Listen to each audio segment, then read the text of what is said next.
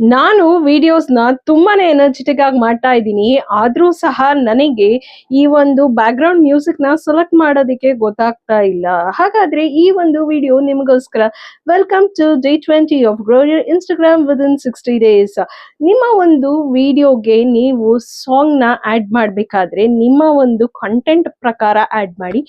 Example ನೀವು emotional ಆಗಿ video ಮಾಡ್ತಾ ಇದ್ದೀರಾ ಅಂತಂದ್ರೆ ಆ ಸಾಂಗು ಎಮೋಷನಲ್ ಆಗಿರ್ಬೇಕು. ಅದೇ ರೀತಿಯಾದಂತಹ ಹೈ ಪಿಚ್ ಅಲ್ಲಿ ನೀವು ಮಾತಾಡ್ತಿದ್ದೀರಾ ಅಂತ ಅಂದ್ರೆ ಹೈ ಎನರ್ಜಿ ಲೆವೆಲ್ ಇರುವಂತಹ ಮ್ಯೂಸಿಕ್ ನ ನೀವು ಆಡ್ ಆನ್ ಮಾಡ್ಬೋದು. ಅಥವಾ ನಿಮ್ಮ ಒಂದು ಕಾಂಟೆಂಟ್ ಲವ್ ಬಗ್ಗೆ ಇದೆ ಅನ್ನೋದಾದ್ರೆ ನಿಮ್ಮ ಒಂದು ವಿಡಿಯೋಸ್ಗೆ ನೀವು ಒಂದು ಡ್ಯುಯೆಟ್ ಸಾಂಗ್ ಹಾಕೋದಾಗಿರ್ಬೋದು. ಇದೆಲ್ಲ ಮಾಡೋದ್ರಿಂದ ನಿಮ್ಮ ಒಂದು ಕಂಟೆಂಟ್ಗಳು ರೀಚ್ ಜಾಸ್ತಿ ಆಗತ್ತೆ. ಆಸ್ ವೆಲ್ ಆಸ್ ಆ ಒಂದು ಕಂಟೆಂಟ್ಗಳಿಗೆ ಎಂಗೇಜ್ಮೆಂಟ್ ಜಾಸ್ತಿ ಸಿಗುತ್ತೆ. ಹಾಗಾದ್ರೆ ನನ್ನ ಒಂದು ಕಂಟೆಂಟ್ ಪ್ರಕಾರ ಯಾವ ರೀತಿ ಮ್ಯೂಸಿಕ್ ನಾನು ಆಡ್ ಮಾಡ್ಬೇಕು ಅಂತ ಕೇಳ್ತಾ ಇದ್ದೀರಾ. ಹಾಗಾದ್ರೆ ಈ ಅಕೌಂಟ್ನ ಬೇಗ ಬೇಗ ಫಾಲೋ ಮಾಡಿ, ಹಾಗೆ DM ಮಾಡಿ. ನಾನು ನಿಮ್ಗೆ ತಿಳಿಸ್ಕೊಡ್ತೀನಿ ನಿಮ್ಮ ಒಂದು ಕಂಟೆಂಟ್ ಪ್ರಕಾರ ಯಾವ ರೀತಿನ ವಿಡಿಯೋಗೆ ನಿಮ್ಮ ಒಂದು ಮ್ಯೂಸಿಕ್ ನ ಆಡ್ ಮಾಡಬಹುದು ಅಂತ.